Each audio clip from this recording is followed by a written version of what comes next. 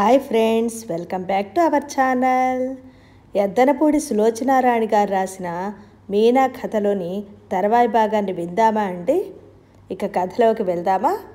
వారం రోజుల్లో సారథి అలక తీరింది. ఎప్పటిలా మా ఇంటికి రాకపోకలు ప్రారంభించాడు. అమ్మ గుండెల మీద పెద్ద బరువు తింపుకున్నట్టుగా చూసింది. సారథి విందుకు వచ్చి వెళ్ళిన రాత్రే నన్ను పిలిచి గట్టిగా వార్నింగ్ ఇచ్చేసింది. ఇదిగో, జాగ్రత్తగా విను. మళ్ళీ మళ్ళీ పిచ్చి వేషాలు వేసి వెధవ గొడవ ఏమైనా తెచ్చావంటే ఊరుకోను. అతని విలువ నీకేం తెలుసు? 1,00,000 మంది గద్దల్లా కాచుకుని కూర్చున్నారు. మిస్సెస్ లింగానికి ఏం రోగం వచ్చిందో ఈ మధ్య ఆ జడ్జి గారమ్మాయి సునీతను వెంటేసుకుని తిరుగుతుంది. సారథి నా మాట దాటి వెళ్ళడని నమ్మకం నాకున్నా నా ఒక్కదాని ప్రయత్నం చాలదు. నువ్వు పసిపిల్లవు కాదు. నీ కాబోయే భర్తని నీ వైపు ఆకర్షణ నిలుపుకునే నేర్పు నీకుండాలి. తెలిసిందా అంది. తెలిసిందన్నట్టు తలూపాను. నా కొళ్ళు మండిపోయింది. అసలు పిచ్చి వేషాలు వేసిన సారథి బాగానే ఉన్నాడు. మధ్యలో నాకొచ్చిన చీవాట్లు. సారథి నాతో ఎప్పట్లా ఉండాలని ప్రయత్నిస్తున్నా అది కేవలం నటనేనని అతని కళ్ళల్లో కనిపిస్తున్న అసంతృప్తిని బట్టి నేను ఇట్టే గ్రహించాను.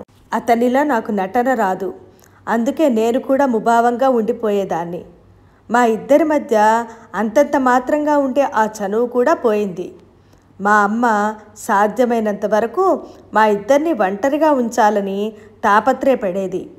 అది మా ప్రాణం మీదకు వచ్చినట్టుగా ఉండేది. ఇద్దరం ఏం మాట్లాడాలో తోచని అపరిచిత వ్యక్తుల్లా క్షణాలు లెక్క పెట్టుకుంటూ కూర్చునేవాళ్ళం. అమ్మ సాధ్యమైనంత త్వరలో మా ఇద్దరికీ వివాహానికి లగ్నం పెట్టించాలని తొందరపడుతోంది.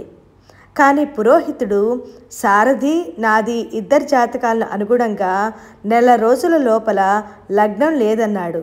అమ్మకు సాధారణంగా జాతకాల పిచ్చి లేదు. కానీ ఎందుకో గాని ఈ విషయంలో పట్టుపట్టలేదు.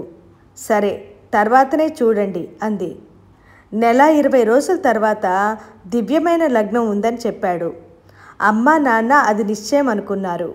ఈ లోపల ఒక మంచి రోజు చూసి సారథి నాకు నిశ్చయం అయిపోయినట్లు అందరికీ తెలియచేయటానికి అన్నట్టు ఆడంబరంగా ప్రదానం జరపటానికి నిశ్చయించుకున్నారు.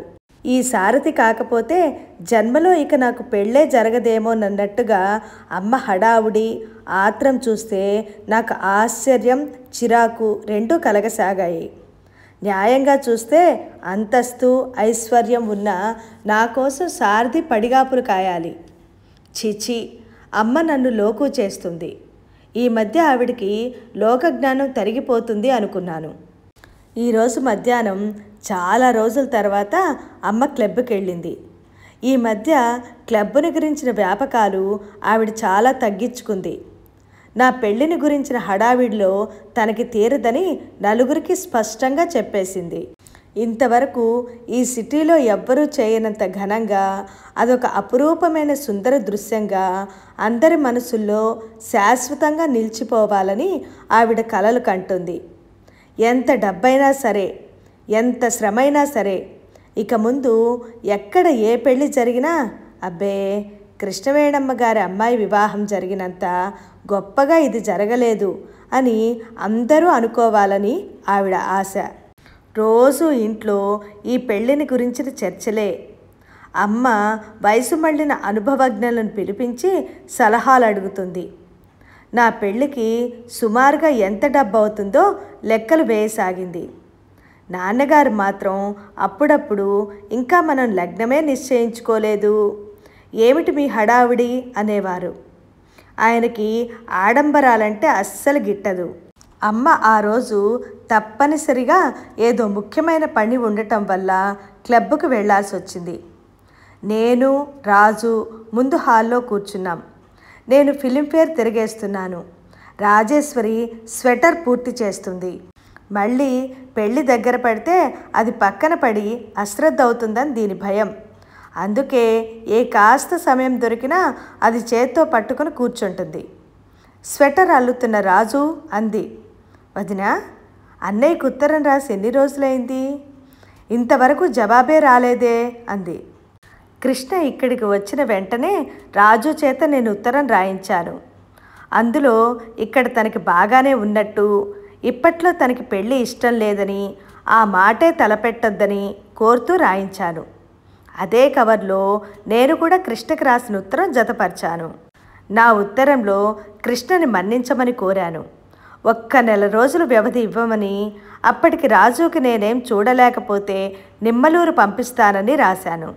కావాలనే నేను ఆ ఉత్తరం బతిమలాడుతున్నట్టుగా రాశాను. ఆ ఉత్తరాలు అందినాయో లేవో కృష్ణ దగ్గర నుంచి ఎలాంటి సమాధానం రాలేదు. అతనికి మా అభిప్రాయం, ఉత్తరం రాశామన్న సంతృప్తి, అతని దగ్గర నుంచి జవాబు రాలేదన్న ఆదుర్ద కలుగుతున్నాయి నాకు. ఇంతలో వాకిట్లో కారు వచ్చి ఆగిన శబ్దం వినిపించింది. అదిగో అత్తయ్య వచ్చేసినట్టుంది అంది రాజు. కానీ లోపలికి వచ్చిన వ్యక్తి అమ్మ కాదు, సారథి. సారథిని చూడగానే రాజు చప్పున అల్లుతున్న సామాను తీసుకొని లేచి లోపలికి వెళ్ళబోయింది. నేను రాజు చీర కొంగు గట్టిగా పట్టుకున్నాను. అది నా వంక వదలమన్నట్టు చూసింది. దాన్ని కూర్చోమన్నట్టు నేను కళ్ళతోనే అర్థించాను. రాజు ఇబ్బందిగా చూసి కూర్చుంది. సారథి వచ్చి మాకెదురుగా ఉన్న సోఫాలో కూర్చున్నాడు. వెంటనే రాజు వైపు చూస్తూ అనేశాడు, రాజేశ్వరి, మీరు కొంచెం లోపలికి వెళ్తారా? నేను మీనాతో మాట్లాడాలి. రాజు బెదిరిన లేడిలా తలూపింది. నా చేతిలో ఉన్న కొంగు బలంగా లాక్కొని చప్పున అల్లిక సామాన్ తీసుకొని 4 అంగల్లో వెళ్ళినట్టుగా లోపలికి వెళ్ళిపోయింది. నా చెంపల్లో వెచ్చటి రక్తం ఒక్కసారిగా పొంగుకొచ్చింది. దాన్నలా బలవంతంగా నిర్మోహమాటంగా పంపేసినందుకు కోపం వచ్చింది. వెంటనే హేళనగా ఏదైనా అనేదాన్ని, కానీ అమ్మ హెచ్చరిక గుర్తుకు రావటంతో కళ్ళం వేసినట్టుగా ఆగిపోయాను. సీరియస్గా ఒళ్ళో ఉన్న పుస్తకంలోకి చూస్తూ కూర్చున్నాను. మీనా, నేను నిన్ను సూటిగా ఒక ప్రశ్న అడుగుతాను. నిర్మోహమాటంగా జవాబు చెప్పాలి నువ్వు. నేను ఏమిటన్నట్టు చూశాను. సారథి గొంతు సవరించుకున్నాడు. నేనంటే లక్ష్యం ఉందా నీకు? 4-5 రోజుల్లో మనకి ప్రదానం జరగబోతుంది. నువ్వు నాతో వివాహానికి మనస్ఫూర్తిగా ఆనందంగా ఒప్పుకుంటున్నావా? నేను మాట్లాడలేదు. మీనా, నువ్వు చిన్నపిల్లవు కాదు. విషయం సూటిగా చెప్పటం మనిద్దరి భవిష్యత్తుకి మంచిది. వివాహం ఒకనాటి మాట కాదు, 100 ఏళ్ల పంట. మొదట మీ ఉద్దేశం ఏమిటో చెప్పండి అన్నాను. మొట్టమొదట ప్రశ్న వేసింది నేను, సమాధానం చెప్పాల్సింది నువ్వు. నీ జవాబు విన్న తర్వాత నీకేమైనా సందేహాలుంటే నేను తప్పకుండా తీరుస్తాను. మనిద్దరం కాబోయే భార్యాభర్తల్లా కాకుండా ఈ 1 నిమిషం స్నేహితుల్లా మాట్లాడుకుందాం. నేను క్షణంసేపు ఆలోచించాను. తర్వాత నిదానంగా అన్నాను, నాకు తెలీదు. మీరడిగింది నాకు అర్థమైంది, కానీ నేను జవాబు స్పష్టంగా చెప్పలేను. ఎందుకంటే నేనేనాడు నా కళ్ళతో చూడను. నా అభిప్రాయంతో దేని గురించి విలువ కట్టలేను. నాకు చేత కాదు. అమ్మ కళ్ళతో చూస్తాను. అమ్మ అభిప్రాయం నాదిగా స్వీకరిస్తాను. మీ ఒక్క విషయంలోనే కాదు, నేను చిన్నప్పటి నుంచి అంతే. అమ్మకి ఏది మంచిదైతే నాకు అదే మంచిదిగా కనిపిస్తుంది. ఉదాహరణకి నేను కట్టుకున్న ఈ చీర చూడండి. ఇంత పెద్ద గళ్ళు, వీటి మధ్య పువ్వులు నాకు బాగుండవు. షాపుకి వెళ్ళినప్పుడు ఈ చీర చూడగానే అబ్బా ఎంత గాండీగా ఉంది అని అసహ్యించుకున్నాను.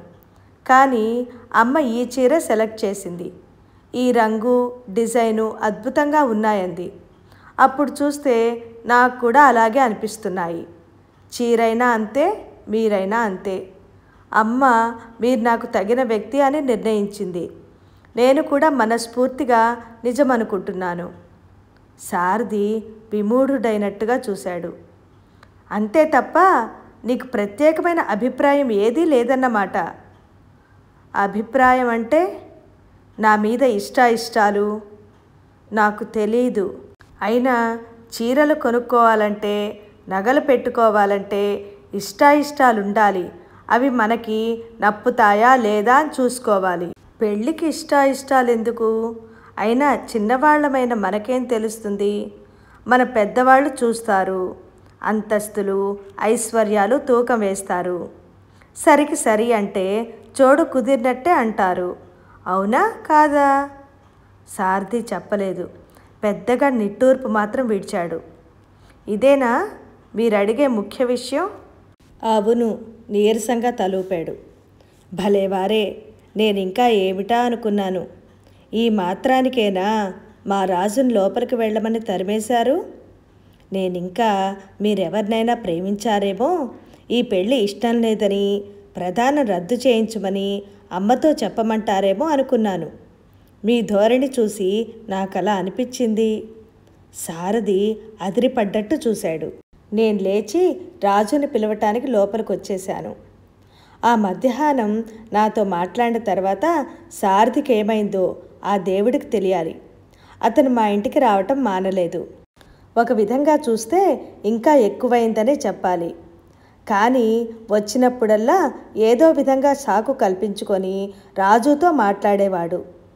నేనెదురుగా ఉంటే దాని మీద ఎక్కడలేని శ్రద్ధ కనపరిచేవాడు.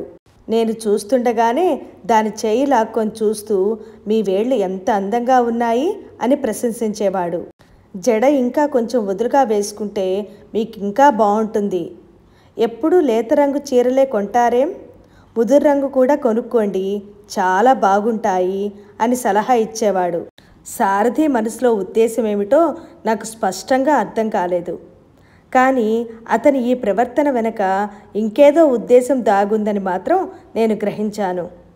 రాజు మాత్రం అతని ఈ చేష్టలకి హడలిపోసాగింది. అతను ఇటు వస్తున్నాడని ఏమాత్రం అనిపించినా లేడిలా అటు నుంచి మాయమైపోయేది. ఒకరోజు సారథి చివరికి అడిగేశాడు, మీనా, నీ స్నేహితురాలతో నేనలా చనువుగా ఉంటే నీకేం అనిపించదా? నేను అమాయకంగా చూశాను. బాగుంది, ఏమనిపిస్తుంది? నాకేమనిపించలేదే. సారథి నా వంక అయోమయంగా చూశాడు.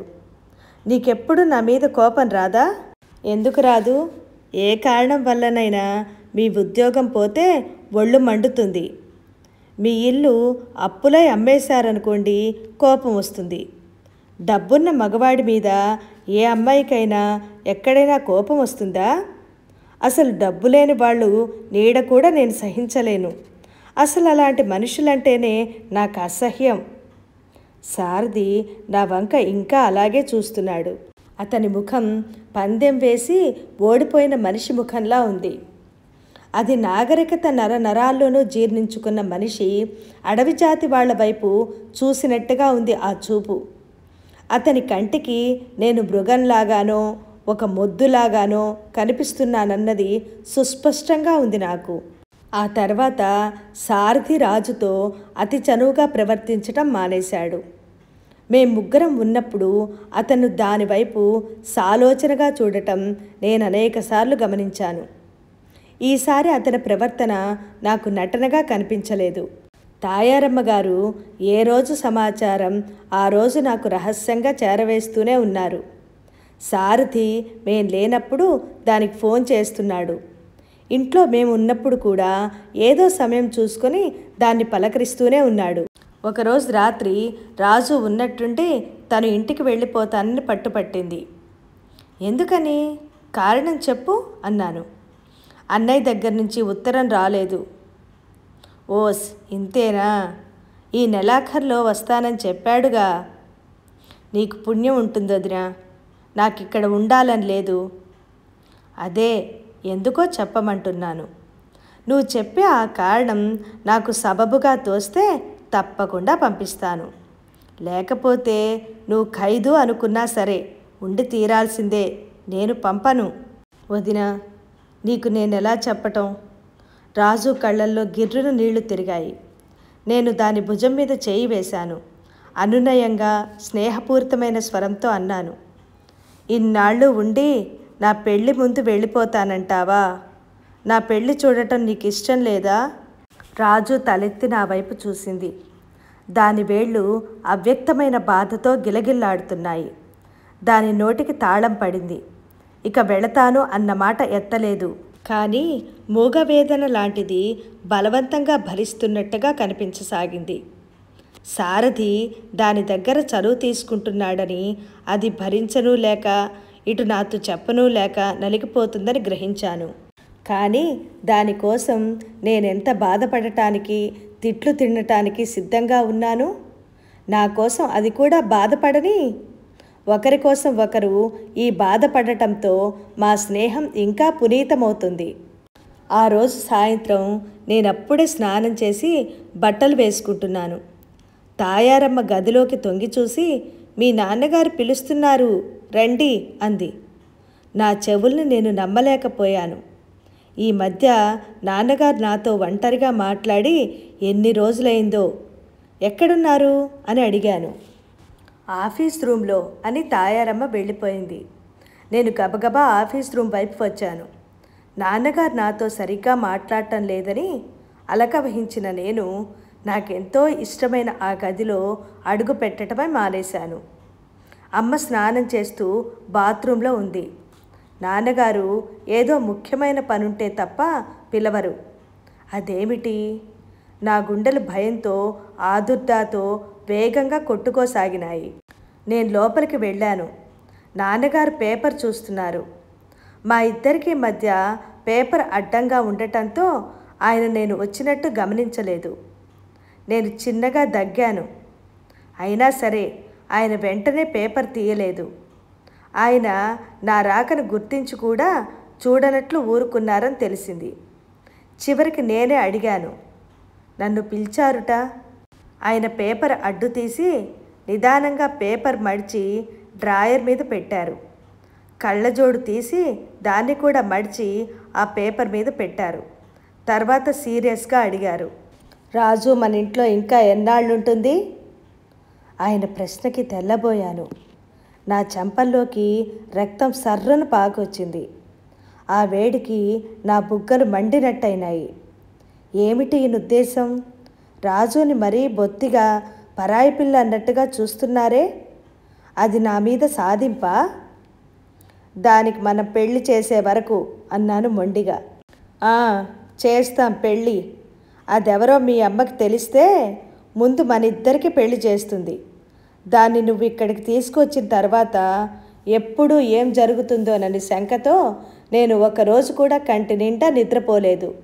ఆ సంగతి నీకు తెలుసా? నేను తలదించుకొని నిలబడ్డాను. ఆయన కొద్దిసేపు మాట్లాడలేదు. నా ఉత్సాహం ఆవిర్లా అంతమైంది. నాన్నగారు పిలిచింది ఇందుకా?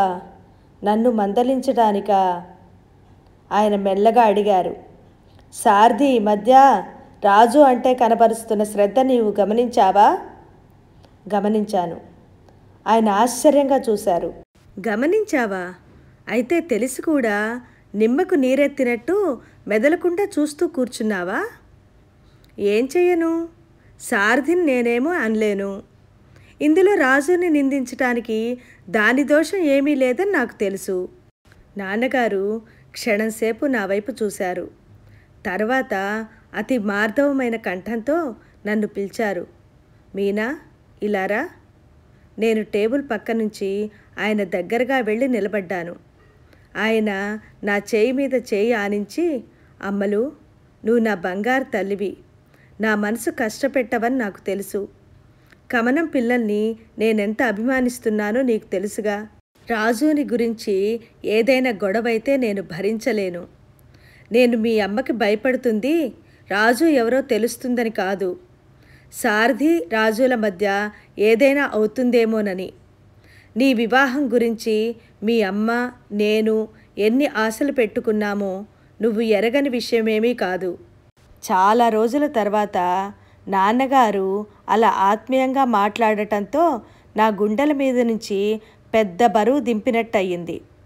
అప్రయత్నంగా నా కళ్ళల్లో నీళ్లు చివ్వున చిమ్ముకొచ్చాయి. ఒక్క మాట చెప్తాను, వింటావా? వింటానన్నట్టు తలూపాను. నిమ్మలూరు నుంచి కృష్ణొచ్చాడు. రేపు వెళ్ళిపోతున్నాడు. రాజుని మెదలకుండా అతనితో పంపించేయి. రాజుకు నువ్వన్నట్టే మనమే పెళ్లి చేద్దాం.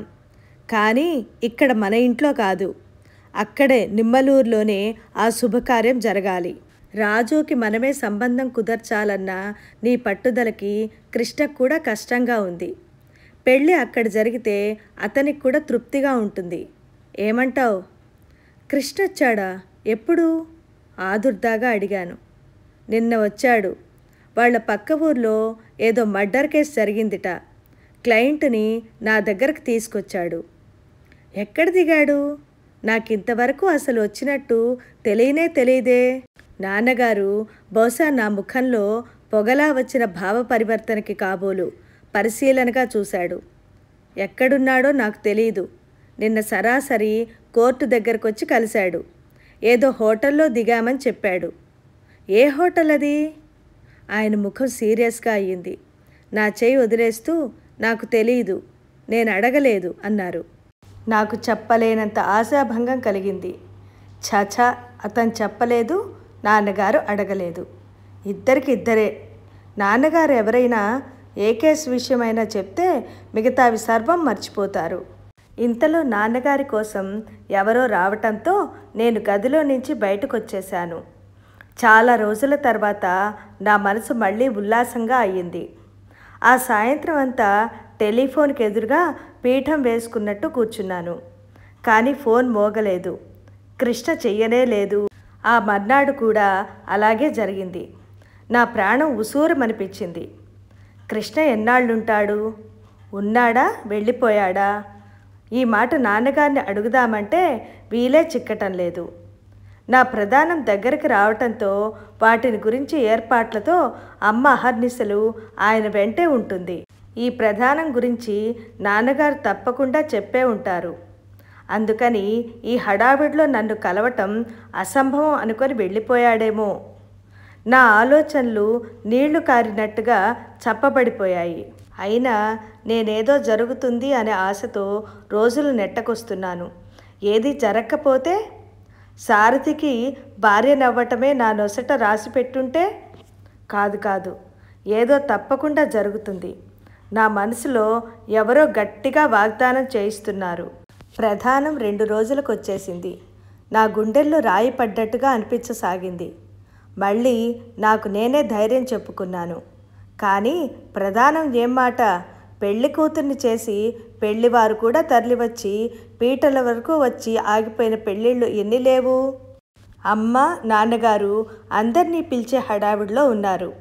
ఆ రోజు ఉదయం అమ్మ సారథికి ఫోన్ చేసి మధ్యాహ్నం వచ్చి నన్ను వెంట తీసుకెళ్ళి షాపులో కొత్త చీరలు వచ్చాయని వాళ్ళు చెప్పారని, అందులో ఒకటి సెలెక్ట్ చేసుకొని తీసుకురమ్మనమని చెప్పింది. అదే చీర నేను ప్రధానం నాడు కట్టుకోవాలిట. అమ్మ సారథితో మాట్లాడేటప్పుడు విని తీరాల్సిందే. ఆ మాటలు ఎంత గౌరవం ఇస్తున్నట్టు, అపురూపంగా చూస్తున్నట్లుగా ఉంటాయి. మాటలతో ఎదుటివారిని కట్టిపడివేసే విద్యలో అమ్మకి మహా అద్భుతమైన ప్రజ్ఞ ఉంది. అది తాడులా మారి ఎదుటివారిని సున్నితంగా చంపేస్తుంది. ఒక్క సారథితో మాట్లాడేటప్పుడే అమ్మకి ఈ లయ, అణుకువ, లాలన వస్తాయి. మాలో ఎవరితో మాట్లాడేటప్పుడు అవి మచ్చుకు కూడా ఉండవు. అమ్మ హృదయంలో సారథి ఒక ప్రత్యేకమైన స్థానం సంపాదించుకున్నాడని మా అందరికీ తెలుసు. అతనిలో ఆ ప్రత్యేకత ఏమిటో మాత్రం ఎవ్వరికీ తెలియదు.